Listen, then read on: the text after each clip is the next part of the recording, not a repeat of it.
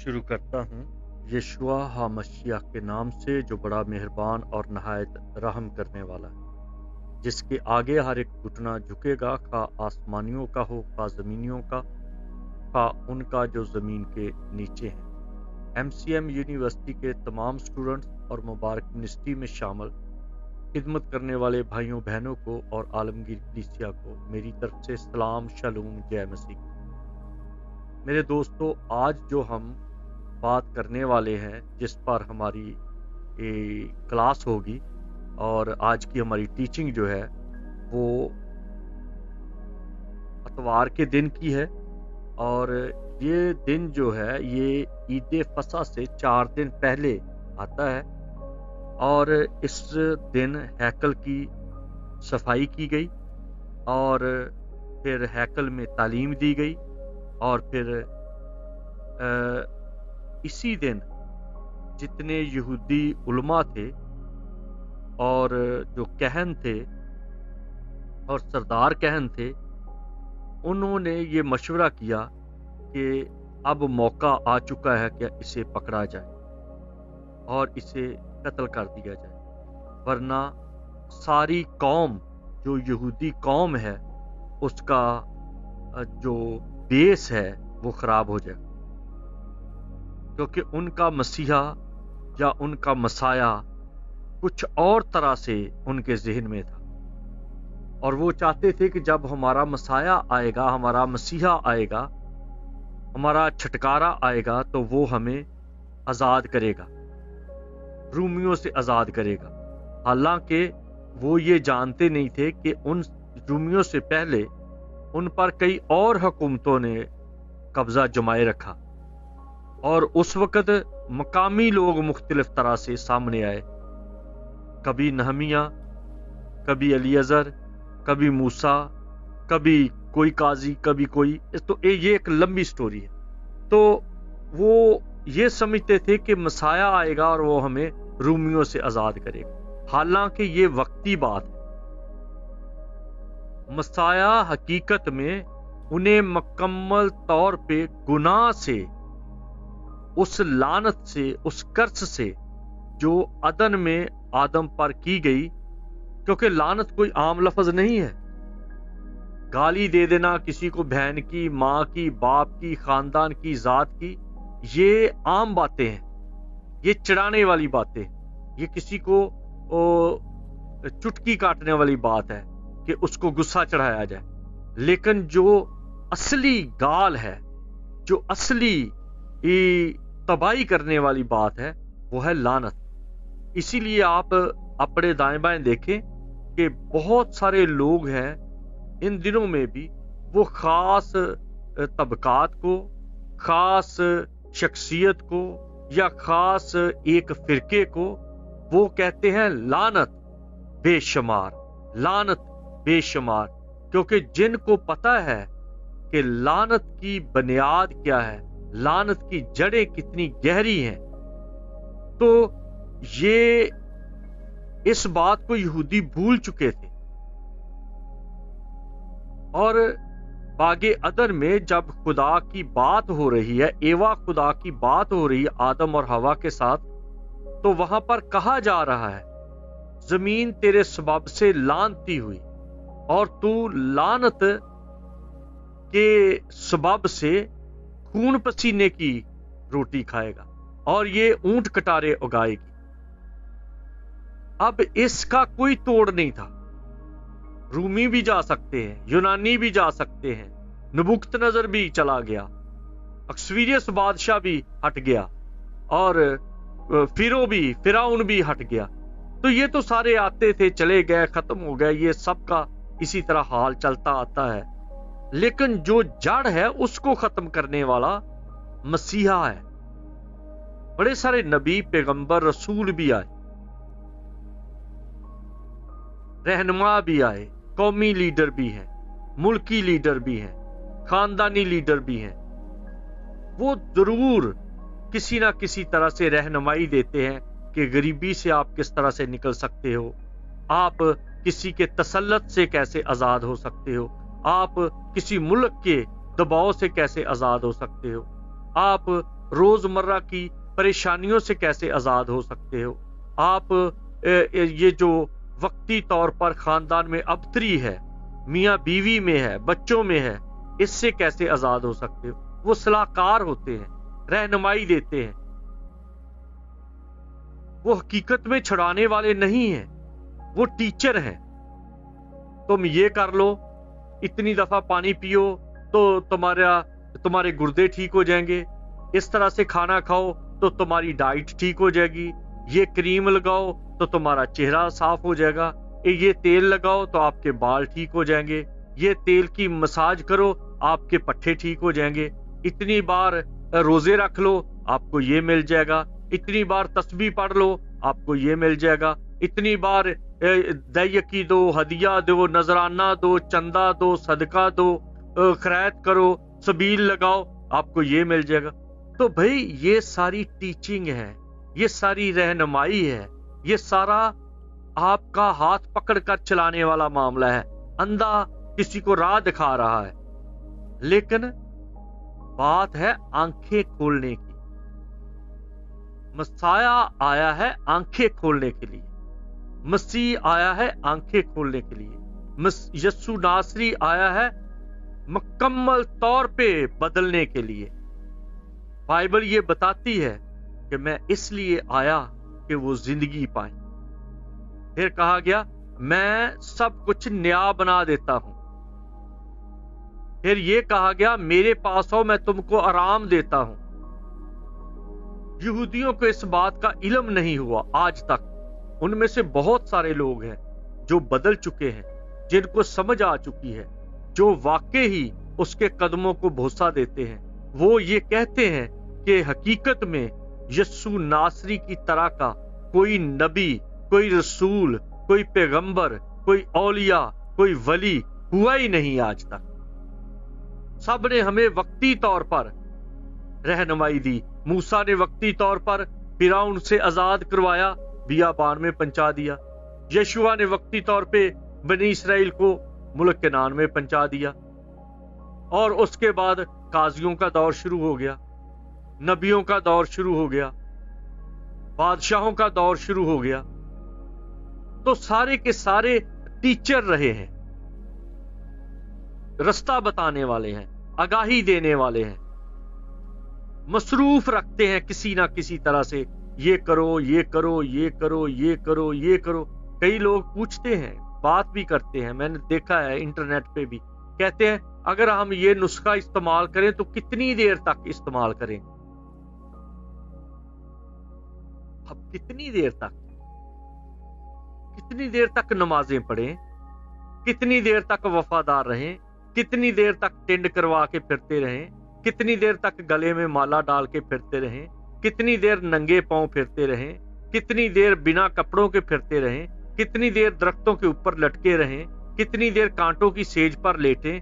कितनी देर पानी में खड़े होकर तपस्या करते रहें? कितनी देर पाठ करते रहें? क्या करें? कितनी देर करें? यीशु कहता है कितनी देर की बात नहीं, सिर्फ तू मेरे पास आ जा। मेरा जुआ मुलायम है, मेरा जुआ बाजुओं का है, मेरा जुआ गले लगाने वाला है, मेरा जुआ तुम्हें झुकाने वाला नहीं है, मेरा जुआ तुम्हें उठाने वाला है, मैं तुम्हारा चाहने वाला हूं, मैं तुम्हें दबाने वाला नहीं। और मसीह खुदावंद ने सीधा सीधा फकीरों फरीसियों को कहा भी कि कुछ ऐसे बोझ हैं जिनको उंगली भी नहीं आप लगाते और दूसरों के कंधों पर रख देते हो। ये जो तरीके हैं ये कभी किसी को आजाद नहीं करते, कभी किसी को स्मार्ट नहीं बनाते, कभी किसी को मंजिल तक नहीं पहुंचाते। बड़े सारे लोग हैं जो डाइटिंग करते हैं, पानी पी पी के, पत्ते खा खा के, बस इधर उधर की चीजें खा खा के थक जाते हैं, और 6 महीने के बाद उनको देखो वो पहले से भी ज्यादा मोटे होते।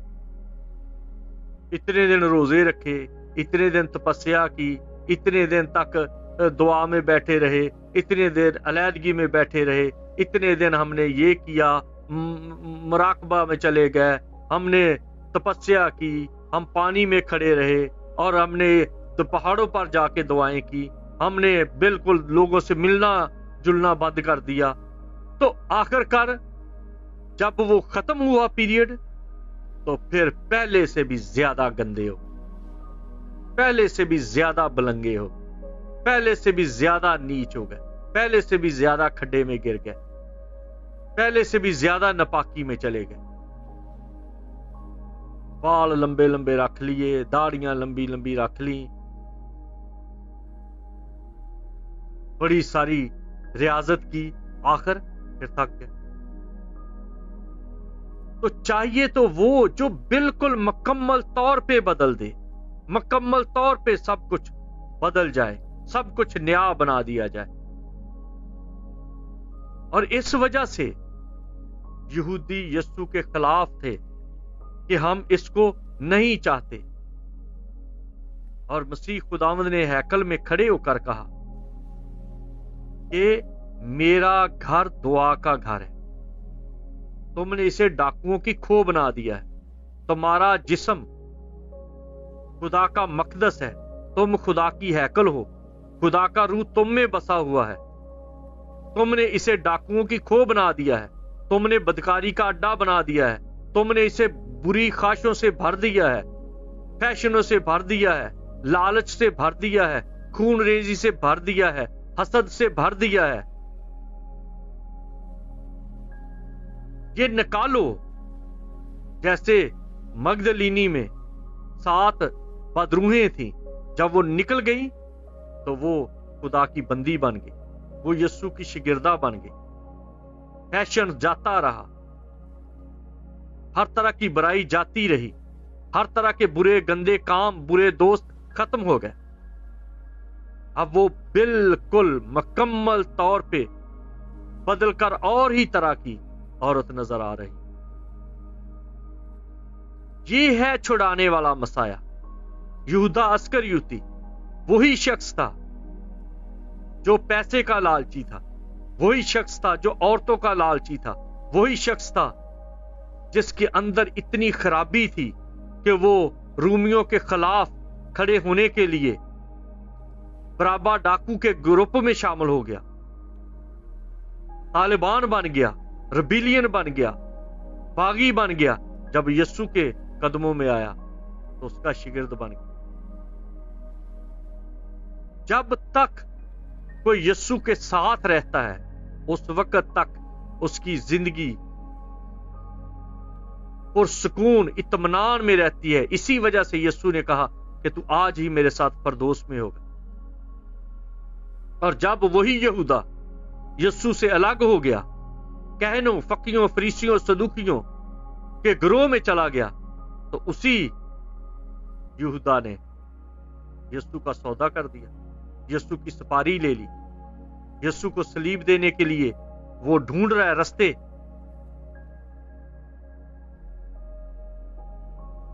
کیونکہ اتوار کے دن اس نے ہیکل کو صاف کیا، جس کی وجہ سے یہودی اس کے خلاف ہوئے کہ ہم اسے پکڑ لیں۔ یہ وہ مسیح نہیں ہے، یہ وہ نہیں ہے جس کے نعرے لگ رہے ہیں، حالانکہ وہ ہر روز ہیکل میں تعلیم دیا کرتا تھا۔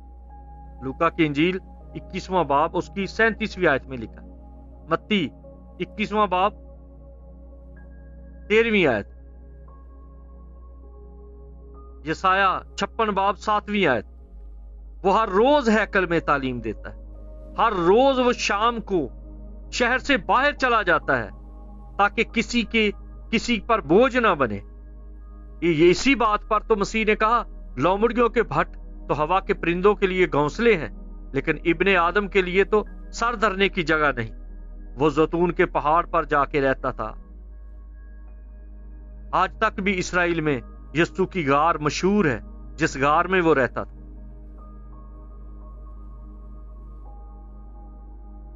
اس کے کوئی محل نہیں تھے، اس کا کوئی گھر نہیں تھا، بس ایسے ہی تھا، کبھی کسی جگہ پر رہا، کبھی کسی جگہ پر رہا، اور دوسرے دن جب پھر دن چڑھتا تو وہ ہیکل میں آ جاتا اور ہیکل میں آ کے تو پھر لوگوں کو تعلیم دیتا تھا. اور یہی اتوار کے دن اس نے اس درخت پر لعنت کی جس پر پھل نہیں ہے. اس پھل کے تعلق سے میں نے ایک مکمل طور پہ میسج بھی دیا ہے اور میں نے 2 سال برابر انجیر کے درخت کی تحقیق کی کہ کس کس طرح سے پھل اس پہ لگتا ہے, کس کس طرح سے پھل لگ سکتا ہے. کیا یسوع اپنی ذات میں خدا ہوتے ہوئے اسے پتا نہیں تھا کہ اس پر پھل ہے یا نہیں؟ پتے ہیں تو پھل کیوں نہیں؟ کسی نے توڑ لیا ہوگا؟ نہیں. انجیر کے درخت کو 2 بار پھل لگتا ہے, جیسے امرود کو بھی 2 بار پھل لگتا ہے. امرود کو بھی پتوں سے پہلے پھول نکلتے ہیں اور پھل آ جاتا ہے. انجیر کا بالکل سادی ٹانیوں کے اوپر پھل لگا ہوتا ہے, بعد میں اس کے پتے نکلتے ہیں. تو مسیح نے کہا کہ تیرے اوپر پتے اتنے آ گئے ہیں اور پھل تیرا کدھر گیا؟ تیرا پھل ہی نہیں لگا. یہی بنی اسرائیل کی حالت تھی کہ تم دکھاتے بہت کچھ ہو, دکھاوا بہت کچھ ہے, لیکن اندر کچھ بھی نہیں ہے. جو پھل ہیں, جو روح کے پھل ہیں, خوشی, اطمینان, تحمل, علم, پرہیزگاری, یہ چیزیں ہے ہی نہیں. دیانتداری ہے ہی نہیں, پاکیزگی ہے ہی نہیں. لالچ ہے, گھمنڈ ہے, غرور ہے, شیخی ہے, عیب جوئی ہے, عیب گوئی ہے, بد نظری ہے, بد فعلی ہے, بدکرداری ہے. یہ تمام چیزیں اتنی زیادہ ہیں کہ سب دیکھ رہے ہیں اور باہر کہا جا رہا ہے یہ بہت اچھی. تو مسیح جب زیتون کے درخت کے پاس آیا ہے تو دیکھ رہا ہے کہ جو پھل لگنا تھا اور بعد میں پتے آنے تھے وہ تو پھل ہے نہیں. تو مسیح نے کہا جا, آئندہ تجھے پھل نہ لگے. اتوار کے دن بڑے سارے کام ہوئے. ہیکل کی صفائی کی گئی, تعلیم دی گئی کہ میرے باپ کا گھر دعا کا گھر ہے, جس کے بارے میں یسایہ نبی کے صحیفے میں بھی لکھا گیا ہے, زبور میں بھی کہا گیا ہے کہ میرا دعا کا گھر ہے. تیرے گھر کی غیرت مجھے کھا گئی.